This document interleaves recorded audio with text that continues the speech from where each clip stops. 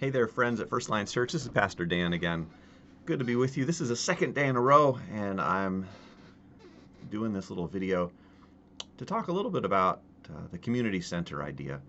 I was reading in Luke chapter 7, 8, and 9. I was talking with Larry Hines, and we're just reminding ourselves about the value and the importance of bringing the Word of God into our lives, because it makes a difference with how we think about our world. And as you're coming through Christmas and looking into the new year, I trust you too will open the scriptures and read it, or open an app and listen to it. There are a lot of different things you can use. Send me a note and I'll put you in touch with someone who can help you find an app, a location that you can use to be able to bring the Word of God into your life. Because it's in the scriptures.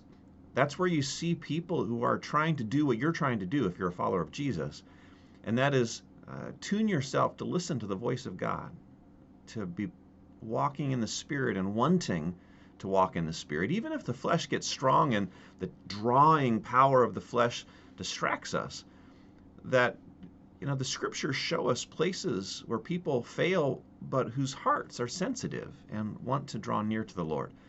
But that's not why I'm talking to you today. I was reading out of Luke chapter 8, and I came across this verse. No one lights a lamp and hides it in a jar or puts it under a bed. Instead, he puts it on a stand so that those who come near can see the light. Those who come near. As I ponder this idea of a community center and a cafe and a way to engage our neighbors at the church building, it is all about being the light of the gospel. We have a lot of people in our church who have been believers a long time.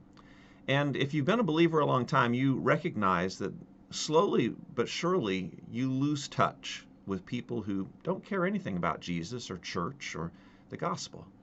And so our circle gets narrower and narrower. And we need to widen our circle. This idea of having this lamp, the beauty of a lamp is you set it up and it shines the light. And we are not in the building. And so wouldn't it be great if, while we are not meeting for worship in the building on Sundays, wouldn't it be great if there were people in our neighborhood who came and visited us, that we could love on them and we could serve them and we could give them food and clothes and listen to their challenges and ask the Lord to give us opportunities to talk about Jesus? Now, I know this is going to interrupt us. I know that it is. It's going to impact how the building looks. But in this grand scheme of things, can't we worship even if there's a little thing here or there, even if it's a big thing? When you close your eyes and you say, Abba, Father, I belong to you. I praise you for being my God and for sending Jesus. And you imagine him sitting on his throne. Doesn't matter what's around. The only thing that matters is the object of your worship is getting your full attention. And when we come to worship, even if we're a little tight, even if there are some inconveniences, even if the sound doesn't work, even if the music isn't exactly what we want, but when we imagine ourselves being in the throne room of heaven, where God is, and those elders that are bowing down to worship, and the thousands upon thousands who have gone before us, and they're worshiping. Whether we have a divider, whether there's a cafe in the back, when we get together, it's our place of worship. But Monday through Saturday, or Tuesday through Saturday, it can be an incredible place of ministry, an incredible place where we are on mission. These days,